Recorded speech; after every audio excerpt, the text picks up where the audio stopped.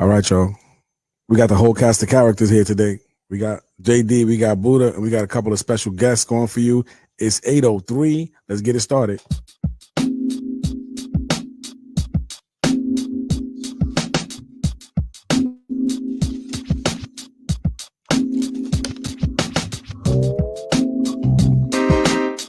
It's Monday night. We starting the week off. Den City Tonight. This is episode 8. Coming to you from where we come to you from. Hope everybody's doing okay. Hope your weekend was good. Hope you lasted through that crazy snow from last week. Dug yourself out. All that good stuff. It's supposed to snow crazy this week. It snowed crazy this week. How y'all doing? What's up, everybody? Welcome to episode 8 of Den City Tonight. I got the whole cast here today. First time all three of us is on here live. Mm-hmm. So what's up, y'all? Good? Y'all had a good week? Yeah. Snowing. Snowing? Okay. Snow do everything. It's bad. My weekend was okay. And, you know, got trapped in the city for a little bit, but I'm back. All right. That's right. Yeah, you wasn't here. We were trying to figure out. I know I was trying to figure out. I stayed at work for like 2 or 3 days. Not 2 or 3 days. I'm exaggerating. I stayed at work for one day. And it didn't even snow Sunday morning. I was tight because I stayed Saturday night so that we wouldn't get locked in. And then I woke up Sunday morning and there was no snow. It didn't start snowing until the afternoon. So I was like, whatever. But we made it through, you know. Not too bad. So how's everybody doing? How you guys been other than that this week? There's a lot of stuff going on. We have, today we're going to talk about the Super Bowl. Today we're going to talk about some basketball, some NBA. And I also have some special guests today that we're kind of waiting on for them to arrive. Hopefully they'll be here shortly. We're going to talk to some members of DC Metro just to kind of get a take on what's been going on over there since the demonstrations have stopped, since there's been, new administration into play, and how they feeling kind of specifically as Black officers, as we are in Black History Month, celebrating Black History Month. Yeah, I always get kind of iffy with that because I'm like, Black History Month. They gave us the shortest month of the year. It's every month for me. Every month. Yeah. It should be. It should be every month. Celebrate Black History in just 1 month. No, as Black History is American history. It's the shortest month. Of course. That's the craziness. But Black History is American history. We should be in every aspect of it. It's definitely not every a month. Aspect. So while we waiting for my partners to come in to this stream, let's talk about it. Let's talk about it because y'all two picked y'all two picked the Chiefs. I picked the Chiefs, but I didn't realize that they starting tackles. That's what I'm saying. That made a big difference. But he's still trying to make it happen. There's a lot of things I didn't know came into play with that game. Like I didn't know Adrian Broner was there. Antonio Brown. Adrian Broner. I didn't know Antonio Brown was there. Nah, I know Antonio Brown. Well, you don't follow football like that. I don't follow football. So I was like the Chiefs because Mahomes reigning MVP. I was like they was gonna give the youngin the torch or whatever. But I was like, nah, you can't go against Tom Brady.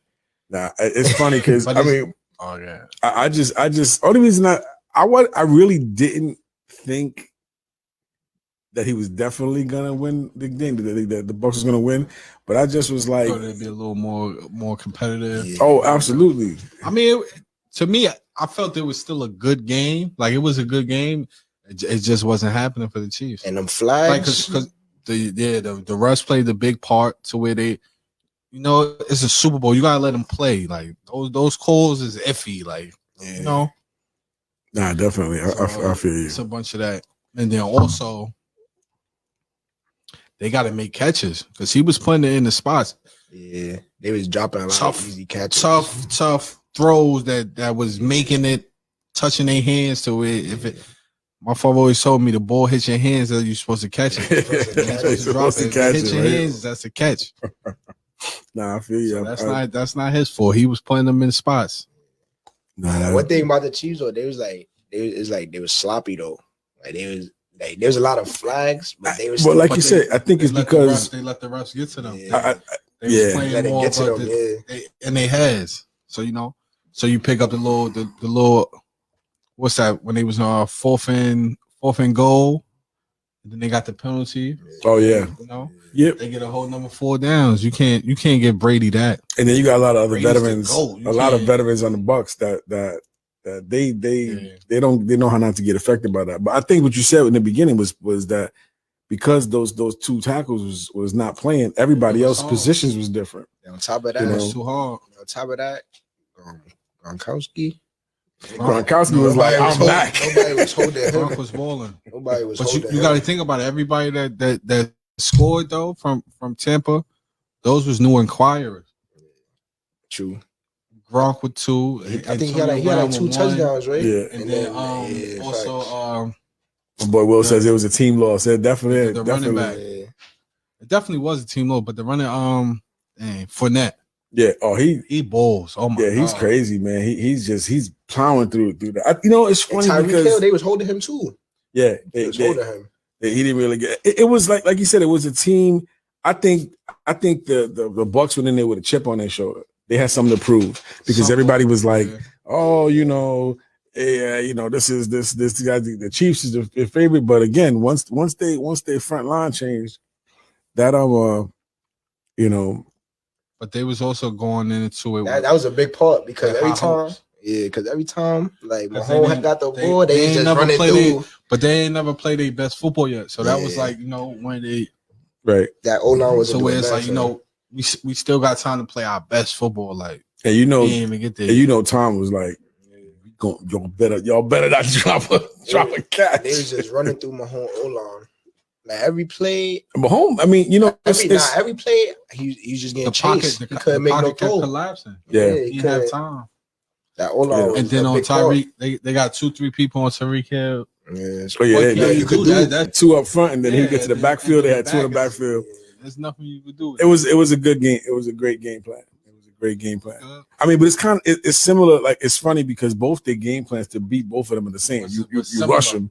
Mm-hmm. You got to get. You got to do that pass rush. But I think, like I said, I just wish the Chiefs they receivers would have caught the ball a little more.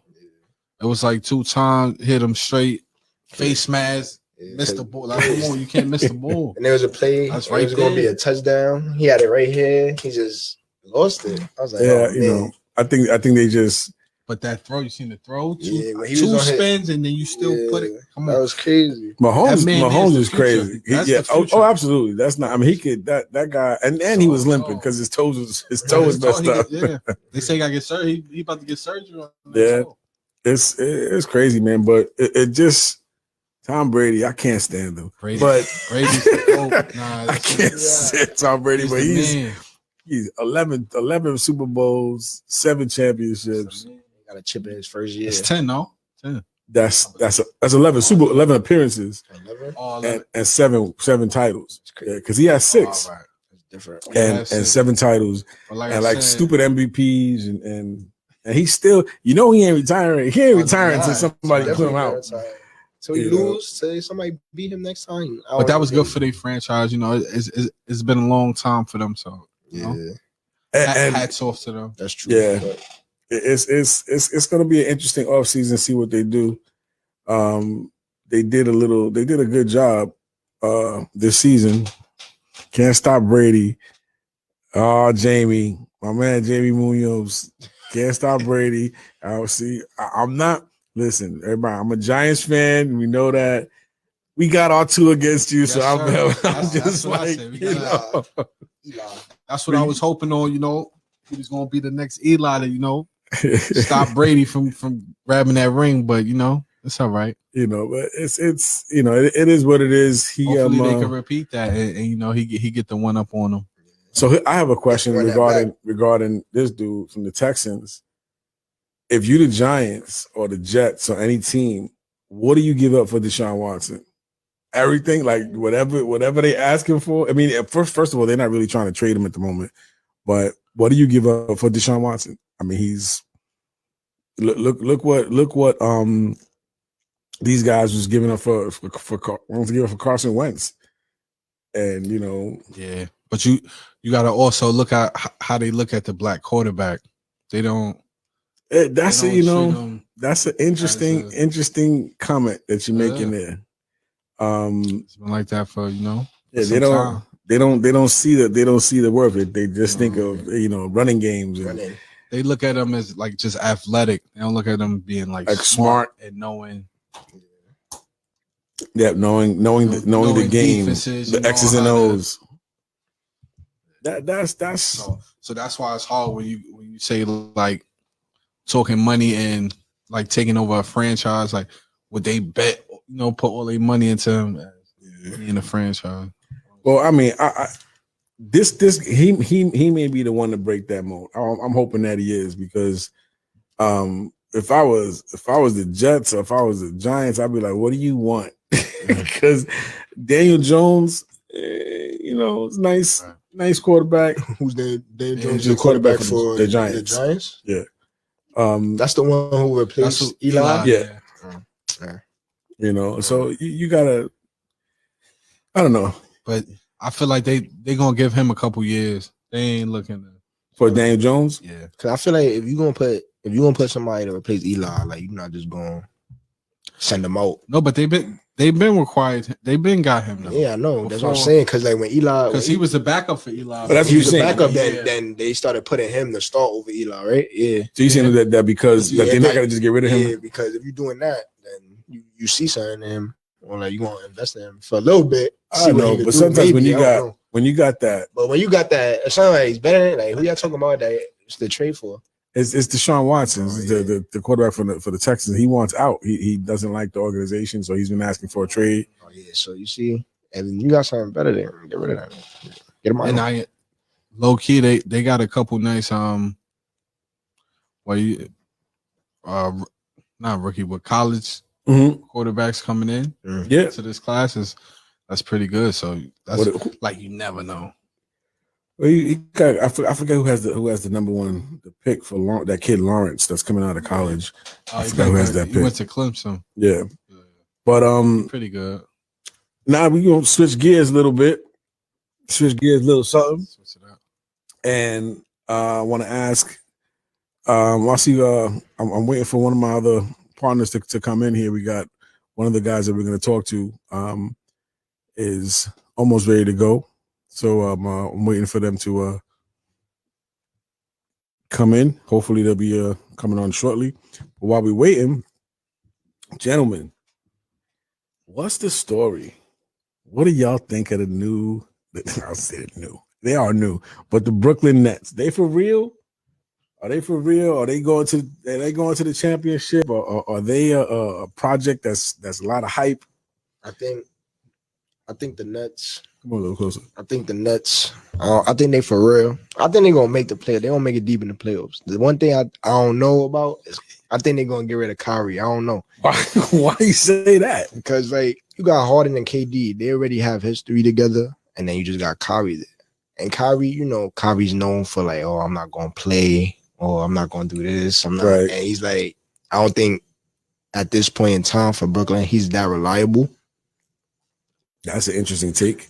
So, but Kyrie, my man, though, like Kyrie's like that. Like he got it. He got the skills. If they keep him, they're going to the finals. I don't care. Nobody say. Do you really think that they would trade Kyrie? I like the way it's been looking. Like the way like him not playing or how they've been losing. Like when KD's not playing, they lose with Harden and Kyrie. I think they'll probably trade Kyrie, get more pieces. But they just signed two people.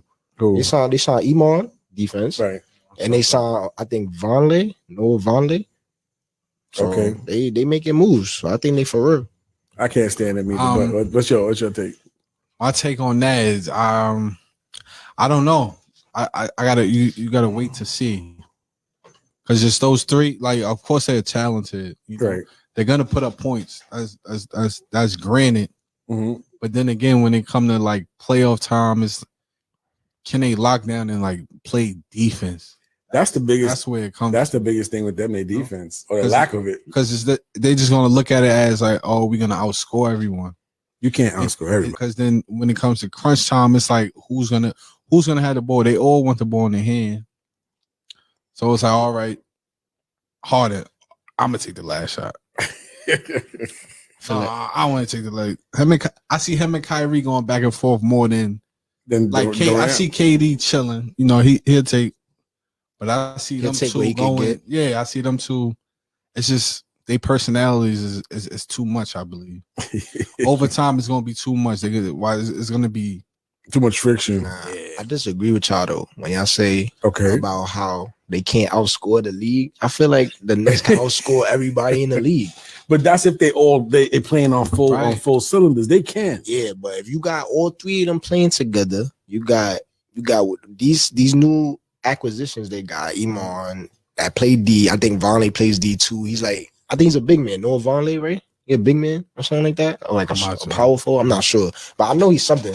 He around that like forward area. So that's what they needed. That's what they needed because they don't got no big man.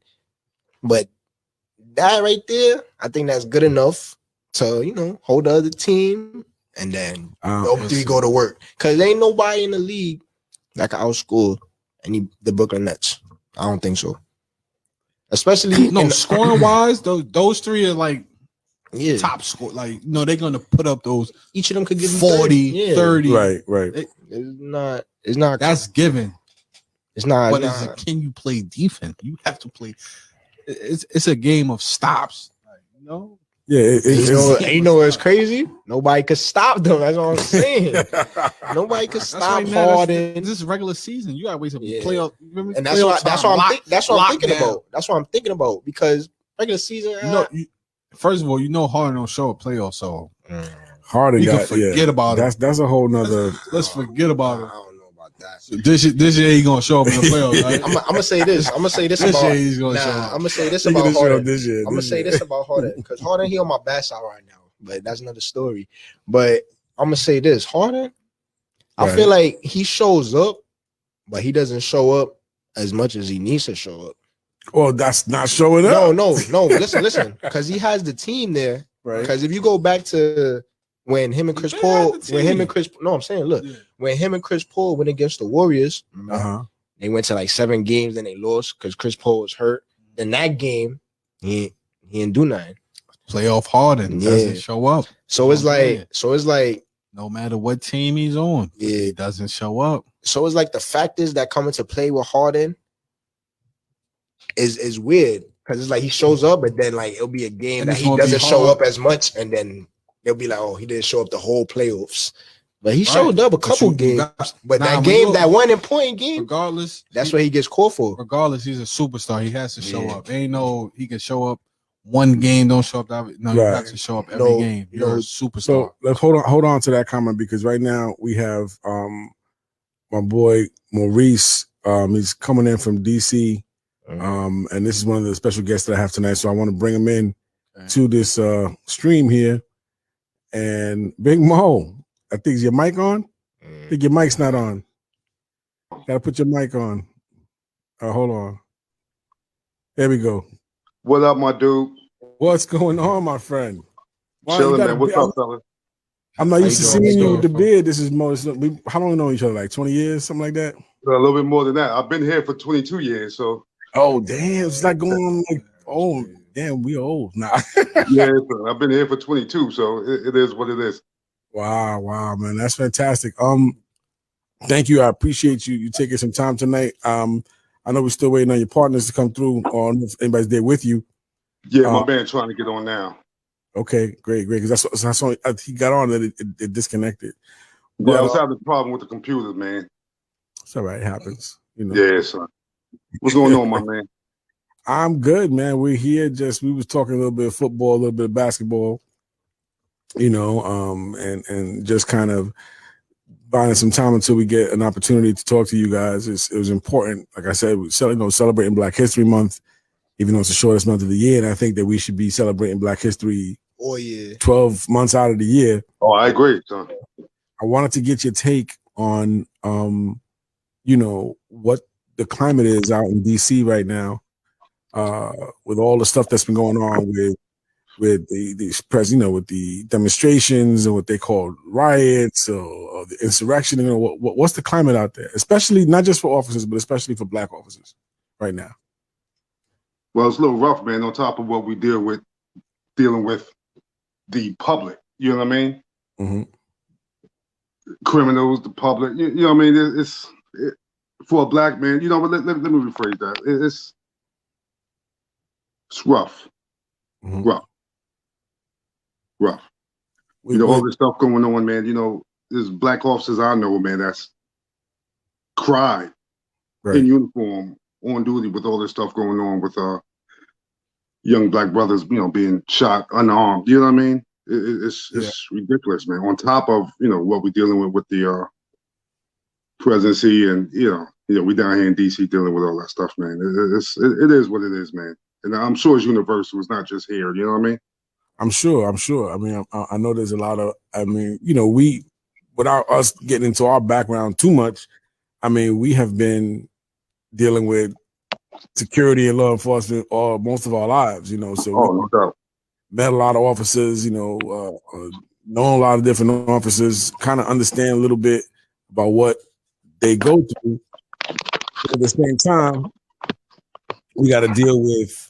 I don't know if you remember. Now, I remember I told you the story of me asking one of the officers that I was working with what they would do or how they would react if they saw me in the street, not knowing that I was, part of security and stuff like that. And their answer was kind of crazy. He was like, he didn't really answer. That kind of said it all right there. Kind of said it all. Say the last part again, Frank. You broke up, man. I was just saying that. There was an officer that we knew, a white officer, when I used to work at Banana Republic, and he asked me, we asked him if you didn't know us, if you wasn't working with us like you do, and you saw us come into a store, what would your reaction be? So he never really answered this, which kind of gave me the answer of you'd be looking at us like we was going to do something wrong. So, right. I'm gonna bring in. We got one more gentleman coming in to the stream. Yeah. How you doing, brother? What's good with you? Oh man, just here trying to the brother Mo told me you was stand-up dude, so anybody that know Mo is good in my book. Oh man, me and Mo go back, man. That's a good man right there. That's definitely a good man right there. We had a lot of good times, a lot of fun times, a lot of times we can't talk about on the air, but we had some good times. No doubt. I was talking. I wanted to ask you guys, as officers down in DC, with all this craziness that's going on right now, has it calmed down? What's the climate? What was your experiences like during all these protests and everything? What I found most interesting was the fact that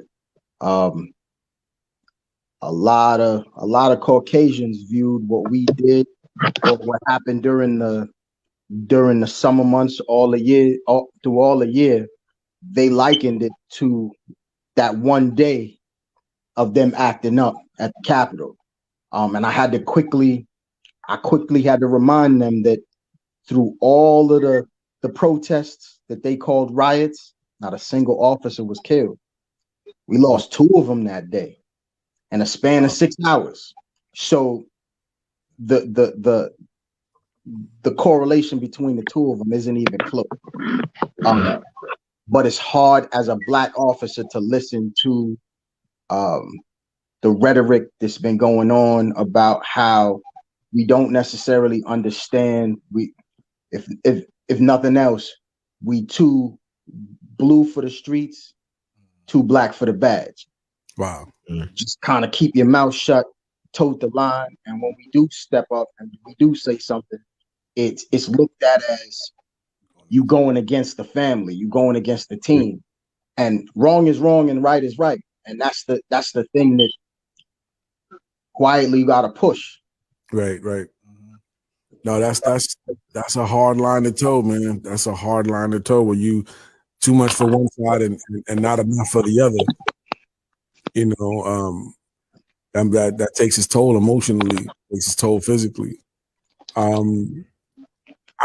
just, you know, right now, has it gotten any better or is it worse? Like you said, you have people trying to correlate, you know, the insurrection to what was going on.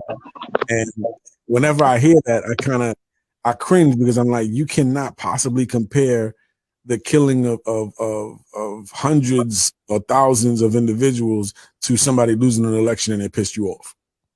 Like how are you gonna sit there and try to say those two things are equal? But I found a lot of people, it was very easy for a lot of people to say it. And I want to just clarify something before we go on. I want to make sure that everybody who may be watching this, you know, these gentlemen, while you know, nobody's on as a representative of DC Metro. I'm not affiliated with any type of, you know, organization or anything like that. This is just people, and we're here talking about our personal beliefs and our personal opinions and getting a perspective that we wouldn't ordinarily get. So I just want to make sure that clear before anybody tries to be like, "Oh, are you speaking for this?" No, we're all speaking for ourselves.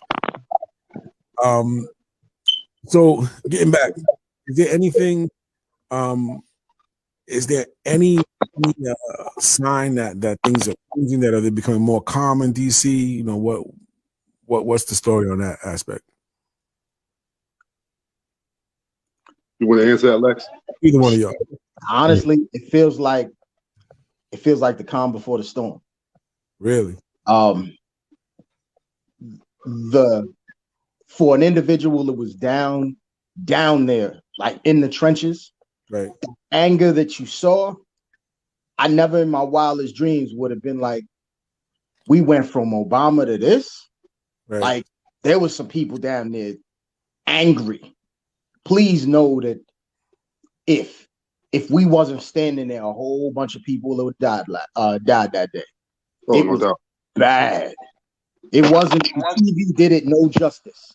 Them really? boys came down there to get busy. And if it wasn't for those people standing in that line, I'm not an individual that will sing the song or sing the praises of any group. I'm a black man that's been a black man for 40 plus years. I've had my share of knowing bad police, good police.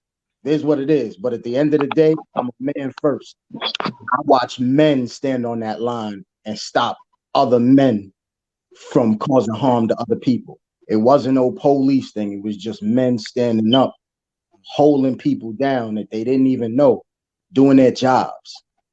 Right. You know, it's I think it's so important that comment that you just made, that it wasn't even a police thing. It was men, you know, protecting other people. You know, it's hard to put into better words. Wrong is wrong and right is right, and it doesn't matter what side you're standing on. Mo, I know you've been down there. I mean, like I said, you've been down there like 20-something years. Yeah, man. What's the difference, or is there a difference from when you first got down to DC, and now? So it's a big difference, man. Policing has changed, man, dramatically from when I first came down. I came down here in '98, man, '99, and big difference, man. I mean, I guess we got everybody's watching, if you will. Okay. Everybody's watching, man. You know, and I'm not saying nothing derogatory about that, but you know, back then, you know, you come up on the scene or something, man. Hey, man, I gotta leave from the corner, man. I can't stand here, whatever, you know, and bounce with no problem. Now, when we get there, we got these cameras on and playing by the book. We can't cut brothers no slack. Even if we do, man, we gotta look forward to that reprimand after they view the video footage, if that makes any sense.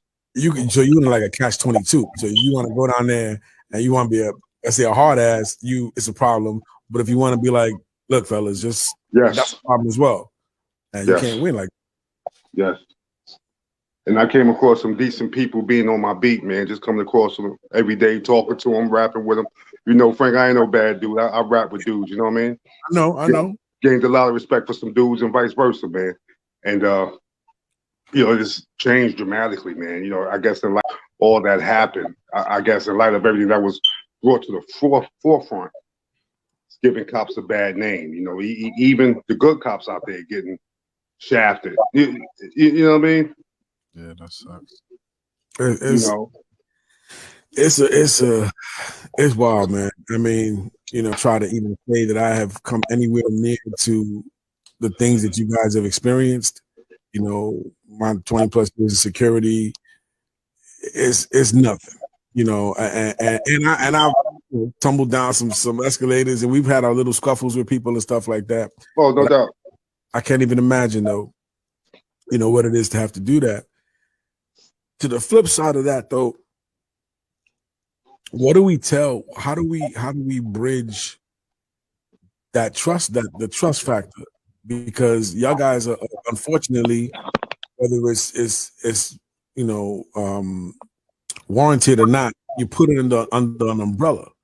Yeah. Like, you know, everybody's like the officers, the police officers are this and that, and how do we get past that, or how do we get to a point where we can differentiate and be able to appreciate what you guys do still, you know, and then be able to hold people accountable? I mean, where does that start?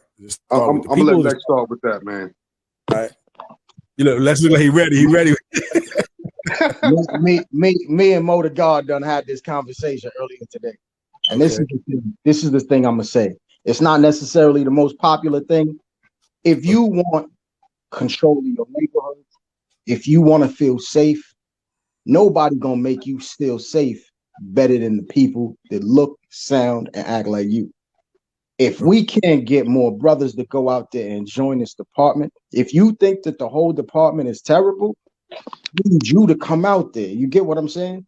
At 2 o'clock in the morning, if you got kids, who do you want stopping your child's car? Who do you want? Who do you want? Do you want a dude that you got to ask the question, does he look at my son like an animal? Does he look like my son as a criminal? Or does he look like my son as his son? Like, yo, dude, what are you doing? That's deep. We can't. I'm not the one that, and I don't get me wrong, cultural sensitivity training is great, but nobody gonna take care of your people like your people. You feel me? And I don't know where this stigma of, I get paid pretty good to do what I do. Okay. I don't know where this stigma of, yo, I ain't gonna do this. You want somebody else to come save your community. You letting outside people come into your community and look at your children, look at your wives, look at your grandparents as less than. Nobody is gonna look out for you more than you. So my thing is flat out, there's got to be more of us that step into that gap and take on those roles of people that you say are subjugating your community. We got to step into those roles because they're stepping into the roles. They coming fresh out, trying to be tough guys. And also, let me say something, man. You know, we get more folks that don't live in the community applying for these jobs as law enforcement. I honestly think what Lex said, man, the community should step up, join these jobs, and get involved as well. You know what I'm saying? We'll have a better outcome on things, 100%, man. You know, these folks go, they drive an hour away to their homes, they kids, they land. You know what I'm saying? Yeah. And we in the hood, you know, we in the community, we there. You know what I mean? So we see them on and off duty. So we gain a rapport with some folks. You know what I mean? Right. No, I mean, I don't disagree. You know, I don't disagree with that. I know that there's a push, not a pushback, but there's a question of, okay, that makes absolute 100% sense. How do we change the mindset? Because there are people here. Would I know your sister always talks? She's an officer, you know, NYPD. You know, she's a detective now. And they've always kind of asked you, you know, about. I mean, I guess just my I would say my personal experiences Right. kind of shaded me to where is I just didn't feel that was for me. Right. You know? Right. I mean, and that's it's no. I think that's a fair. It's not for everybody. I You know, agree. if you would say it's not for everyone, but I think that what happens to a lot of in our neighborhoods because we don't have that representation, because we don't have that representation, we constantly being pushed with the other side of that. What he was saying about not having the person that's going to look at you Differently. as a human. They're looking at you as an animal, as a criminal first. How do we? That's where systematically it's hard because you got so many people generationally that have seen that for so long. How do we break that? And I guess that's my question, Lex. Like, how do you? Is it? People talk about that word, which I hate the term defunding the police. I hate that term because I don't think that it brings to light exactly when people talk about putting money into more community programs so that the police can have more interactions with the neighborhood so that it becomes more of a trust factor. I mean, it more so, I would say, like, try to do that more because what we was doing when I was still living in the Bronx, what we were trying to do was have like we'll go to the centers and we'll have like conflicts and talk with police, like because the police your area, the area, whatever. So just conflict on what they can do better, on how they can approach people better, like and just have that conflict to where we hash it out, right. So it don't escalate and turn into other things. And it's somewhat helped a little bit, so we can understand them, they can understand us, and see our views. But I never really had that though. Like it's just the conflict was always there. Like when we used to live in the Bronx, right? Like I met a lot of what they talking about, like tough guys on the force. But it's like even like a lot of times it was like they look like me too. Right. So it's like it's hard. It's like you see that, and then you like, well, what are you supposed to think about that, or how it makes you feel a certain type of way towards all. Like when I was younger, I don't think like that anymore. Because when you grow up, you get a more like, not everybody's gonna be like that. Like you can't say all black people, you can't say all this, all that. Like generalization. So yeah. No, I mean it's deep, man. It's I just think everybody has a lot of everybody who's actually making the decisions don't really understand the problem. That's true. They're not seeing it. They're seeing it they can't relate to what's happening, internally or actually, on the street or even in departmentally internally. The things that you guys go through, like you said, you kind of got to toe the line, keep your mouth shut, and keep it moving, because you're in a situation where you don't have the ability to really voice your opinion like you'd want to. What would you say is the next step or whatever step? I mean, I've always felt I'll play devil's advocate for a second. I think that the three key factors that we need to discuss as a community and as the police department is this. Number one, most people have no idea why the other person is doing it. When I was a rookie, I've been a police officer for 16 years. When I was a rookie, I had a dude stand on a block and he was in front of the projects. They was just all standing in front of the projects. And one of my partners that just happened to be a white guy was like, well, why do they all stand outside? Why don't they go in the house? Normal people don't stand outside. So one of the ladies in the projects, I stopped at her house And I was like, yo, let me use the bathroom shit. I was like, yo, come inside. He comes inside and he's like, okay, use the bathroom, I leave. And his first statement was, damn, it was hot as hell in there. I said, exactly. That's the reason why they're standing outside.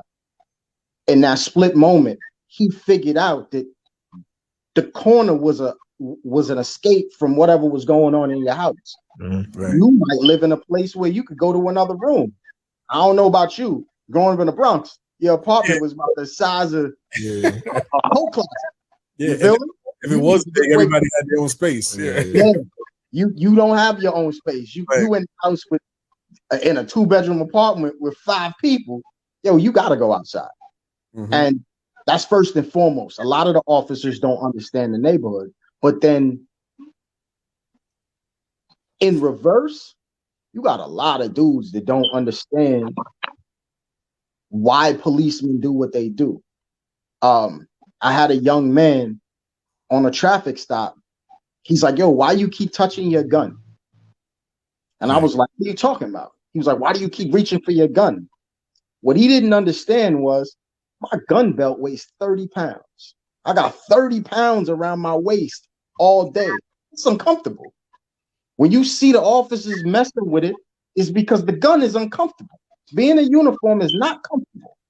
So those were the 2 illustrations that I found that a lot of times both sides don't understand why an officer does something. When he pulls you over, how your first 2 seconds of speaking to him, now right there just said it.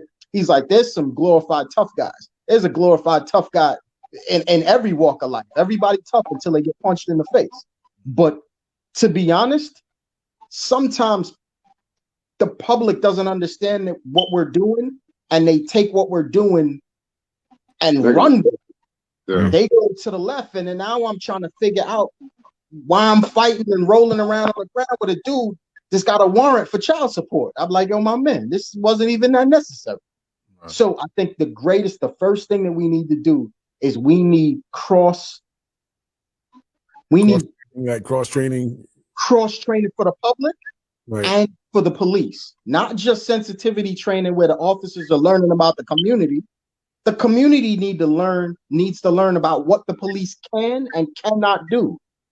And what your course of action is when you feel like the police are doing what you're doing. An old man in the Bronx told me one day, don't hold court in the street. These youngins is holding court in the street and they're not winning. You feel me? Right. You can't win with a dude that's got a chip on his shoulder. There's a whole lot of other things, a whole lot of courses of action that you could take. But yelling and screaming at a dude that you might not know, might be that 1 in a million that really don't like the color of your skin, you giving him an excuse to pop a hole in you. We got to do a lot better with cross dealings with each other. 2, we got to respect the fact that both the community and the officers have a job to do. We got a job. This is not personal. It's business. I got a job to do. If you don't like what is happening, go out, do different things to change the laws that the officers have to follow. If you don't like those laws, there's ways. That's one of the great things about this election that I liked. Like them or hate them, Donald Trump opened up a door to show people how this government thing works. There's more people got involved in the governmental process and voted than I've ever seen. They found out the way the law actually works. So with that information, they got to step up. And if you don't like it, this is the way you change it. It's not bucking at the police when they get there, because we don't make the laws. We're just enforcing what's on the books. You don't like it, take them joints off the books. It's not as hard as people think. And and the last one is just mutual respect. We got to have mutual respect for each other. You gotta demand the respect of the officer that comes to your door. But demanding that respect doesn't mean being disrespectful. You gotta demand that respect. I think it all possible in all ways. You gotta demand that respect. But damn it, you're not You're not winning no fight arguing on a traffic stop. You're not winning that fight. And that's just my personal opinion, those three things. All right. I appreciate that. I definitely appreciate that. That's honest. I mean, I think a lot starts with honest conversation, you know. Just to add on that, the conflicts when we were discussing, Get a little closer. The conflicts when we was discussing like with the police, and then like we seen that the cops were still like doing like little just like harassing or bothering us just when we sit in the park, just so what we did now was like, all right, we gonna go to the precinct, we gonna complain, like we gonna file a report, right? Because that's what y'all tell us to do, like so we just gonna follow the next procedure to try to figure something out, so they not just constantly doing it when they want to do it, just to mess with us, like just let's get them off the park. I agree with the point of like understanding, because I feel like nowadays, like people, whether it be whoever you are, like nobody knows how to understand the other person. So like people are quick to make judgments or treat somebody a certain type of way because of this, that, third, but nobody wants to like understand like, oh, this is probably why this is happening, or why he's doing this, or why somebody's doing that. And it's like, so once people start to like learn, if people can learn to understand each other more, then like that's the first step to like do other things to progress in a way. It's funny because sometimes the most complicated problems come down to simple solutions of like mutual respect, trying to put yourself in the other person's shoes, understanding what they're going through, and knowing when to push and when not to push. Knowing when okay, this is not how it ain't working right now. Let me try this other way. And again, people that are watching, they may not, that may agree or disagree, but the one point I do say is you got to go out there and vote. You got to make some changes. You got to get the people to understand that we've been brainwashed into thinking so much that our votes as people don't matter, that don't count. That we don't believe it. It ain't gonna matter. It ain't gonna matter, and that's exactly the trap. That's the trap. Because then when maybe you do vote one time and things don't really change, so then the next time you don't. Because like the more people that don't vote because of that monster, then it really not gonna matter. Yeah, it really won't matter. It really won't matter. But it's hard when again, Facebook. I've had so many arguments on Facebook. I've seen so many remarks sometimes that I'm like, oh my God, where is this person? Like, what is this thinking? Like, how do you come up with that? But it's a lot of misinformation. It's a lot of ignorance out there. It's a lot of media. It's media, but it's also it's also generational, because a lot of our parents and their parents, they don't know any better. That's what they were taught, so that's what they teach their kids, and that their kids teach their kids. And you, when you got like 30 years of hearing the same thing, that's what it's up to you to either like change what you learn, like change how you learn things, or like learn things for yourself. Because like stuff that happened like the generation before, right, probably not the same as what's going on now, because you can't use those problems to apply to now, because it's probably a different way to probably deal with it. You know what I'm saying? Like, I mean, it's I know it's different for you than it was for me when I was 18 and 20. I mean, we had interactions with police officers, but it wasn't as volatile. It wasn't as volatile. I mean, unless I'm misremembering, but I don't think I'm but it's different for every generation. I feel like there's a lot of hostility, like both sides, like it's just hostile. Obviously it's a conversation that we're not gonna finish tonight, and we're not gonna get the answers to. But the one thing I will say is that Mo, you getting close to hanging it up, right? You're getting close soon. You'll be retiring soon, right? Frank, I'm out. You out? Not a day later. Not a day later. Yo, son, I'm kicking rocks, B. I'm out. I'm hitting with the deuces, son. Son, you can have this shit. Yo, you rubbing it in, son? You rubbing it Nah, in? not at all, brother. But I'm out, son. I'm gonna pray for you while you're there, brother. Just treat all everybody like you want to be treated, brother. I'm out. How long you got, Lex, before you call it a career? Who, Lex. me? Yeah, no, Lex. Oh, I got 9 years left, and then you're gonna see me chuck them deuces. Son, I got can't 3 do years it. left. I'm out. I hear you guys. You know, fellas, I so much appreciate you guys taking the time to come on and talk about this. It's not an easy topic, and you know, it's something that's going to take a lot of work from a lot of people to get better. I pray for y'all and your families to stay safe. You know, Mo, I've always prayed for you from the day you went over there. No doubt. All the times that you asked me to come down and join the force too, I was like, "Nah, I'm good." Well, son, I didn't even want you to join the force. I was like, yo, just come down and holler at the guard. Come on down. I know. I'm gonna get what I mean? before I retire. Hopefully, before you retire, I'm gonna get. So we got to get this equipment up and running, brother. Absolutely. We got a whole lot to do. Lex, I appreciate it, man. Mo, I appreciate the time, guys. Stay safe. You know, and you know, anytime y'all want to come back and talk about stuff, absolutely. I'm all there for it. No doubt, man. Hey, fellas, y'all be careful out there. You too. I will, man. Y'all All be right. appreciate No doubt, man. Appreciate No doubt, man. Peace. Man.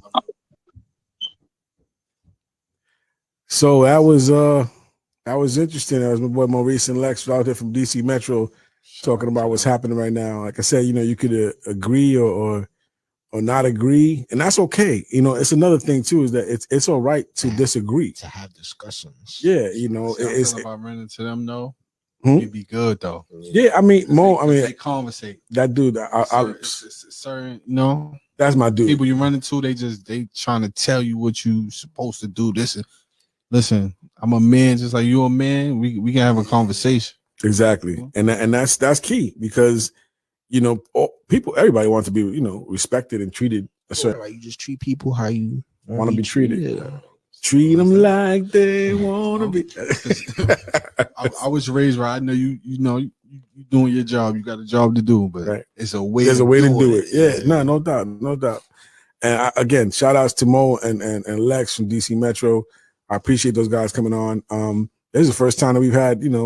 This is. I'm very, very, very proud of this particular episode 8. It's a first for us, and I hope we can continue to have different guests come on and discuss, different topics. It don't always got to be politics. We're gonna try to get some fashion stuff or entertainment or whatever the case is. We're gonna keep doing things like that to keep it interesting for y'all. We left off talking about the Brooklyn Nets, but yeah. Who you guys looking at for possibly the rookie of the year this year, NBA? LaMelo Ball. LaMelo Ball. All right. No cabinet. Either him or he's looking real good. Either him or what's that? Edwards. I forgot his name. He on the Kings though. He got like a weird jump shot. I know you're talking about. He been hitting game winners. Like he been going crazy. Winning games for them. But I ain't gonna lie, LaMelo and Bridges, they've been looking crazy. Nah, that's good. Yeah, LaMelo, I mean, that's all you gotta do is throw it up. So who's your all right? We talk about the Nets, we talk about who's your sleeper team, the team that's not really getting any attention right now. Did you think that could maybe sneak in there and cause some trouble? Like in the playoffs? Yeah, the playoffs. Sleeper? Yeah, do you have one? I'll say the Hornets. The Hornets is because you still talking about LaMelo, but the Hornets is a good team. Yeah. They young. They got a good guard and LaMelo rookie. They got Gordon Hayward, who's been great this year. Terry Rozier. So you gotta see how this next after the All-Star break, you gotta see which is a lot of controversy in the All-Star break. And some players like, why are you? They don't want to play because it's like, but it don't make sense. They don't have to play. I hear they gotta wear masks and it's a lot of extra. To me, it's bringing too many uncertain variables. Yeah, it's like it doesn't matter though, because the All-Star game is nothing more than for It's really people's for the entertainment, but for they're the not fans. the one. They're not the one who's Dealing out with there it. playing games in the NBA. So it's like it don't matter. So like when you see people saying like, "Oh, they got to do the All-Star game," like, No, they don't. One thing I did realize though was a lot of people at that Super Bowl Yeah, they for it to be like, they had a. but they was fake supposed to. I guess they still open, Mhm. I think they had. but it was a lot of I people. think they had them like 6 feet apart. They had like a third, they a was third, not- I you- don't know. like 1/3 of the capacity, and then they had the little cardboard, the little cardboard things in there. But still, it was a lot. Of That's a people. lot of people. It's a lot of people. In this time, you I definitely mean, just no. You thinking like quarantine and there's a lot of people there. listen, man. People are ready to bust out the scenes, man. People ready to get out their house, and Yeah. it's a little nerve wracking because you give that people that little bit of leeway, But everybody's out. they're giving people a lot of leeway. So what's NBA Finals predictions? Let me hear them. I'm holding everybody to them right now. Who's gonna be in the finals? I know it's still a lot of season left, but I already know who's gonna be in the finals. all right, who we talking about? Lakers, Nets. Mark down your calendar. What you said? Lakers? What? Lakers and Nets. Nets. Oh, you said Lakers. Mark down your Lakers calendar. Nets. I was like, what? Marking the calendar. Lakers Nets. All right. Obviously Lakers, but I don't want to say Nets because that's kind of like I really don't think they're going to make it, but Wait. I would say they're going to make it far into the Wait, playoffs. Let me ask you a question But before you answer that. Yeah, Uh-oh. Who in the East it's beating is them. being the Nets? We can talk about the West. The West, all right, but who in the East is stopping the Nets from making the finals? I don't know. Maybe the Sixers. I say, yeah, I can see the Sixers or even. Nah, I ain't gonna do that. That's kind of disrespectful. Yeah, the Sixers. Who You said you the was gonna Sixers. say? I know who's getting the chip this year. The Knicks, Oh, man. because we got Derrick Rose. D Rose. We got D Rose. Now they gonna make it. D Rose 2.0. I feel like they gonna He's do back. something. I feel like Knicks gonna do something this year. Man, I just look. It feels like a good year for They the gotta Knicks. keep playing good ball. That's it. I feel like a good year for the Knicks. I know Rose. He, when he was there the last time for the 2 years, 16, 17, something like that, 17, 18. Yeah. He couldn't. That triangle offense was just horrible for him. Listen, It wasn't working. As long as they have a good record, we'll take Yeah, that triangle killed them because I feel like if they wasn't off the triangle, they had Melo, Porzingis, and Rose. They should have made the playoffs that year. Yeah, they really should have. I don't think they ever really. It be systems, man. The system killer. Certain people don't know how to play. It's a lot of people in the NBA that don't know how to play basketball. But if you They don't know the game of basketball. There's Right, a lot right. of them. because there's not really a lot of teams that run like these, like type of systems, and Yeah, it's just like regular pick and roll, regular, it's just regular, and then you got dudes who's dropping 40. It's different nowadays. Like you can't bring a triangle offense. That was like in the 90s. That was like in 90s. Yeah, it was 90s. It worked for the Bulls and it worked for, I mean, for that's LA. not the- that's I mean, not it's the game right it's now. emotion though. So It's not the game it's, right it's, now. as long as it's moving, Right. It's somebody will get open. you get Like, the- as you long get- as it's moving. but Somebody, the players got to buy into it too. Right. If they don't buy That's it, what and but they got to know. That's what it is. They got to know their spots. I'm telling you, Yeah, if you really like watching, people be lost. They be lost like 9-8 spots. That's why you need that guy LeBron, the floor general. That's going floor general. You better go over there. Tell you where to be. even what's his name is it be telling people what to be Draymond. Draymond be yelling Nah, at people. Draymond. Get over there. Draymond's important. For the Warriors. Draymond's he a team player. He's important for the Warriors. I ain't gonna lie, but who I met, who I like, that's been balling this year.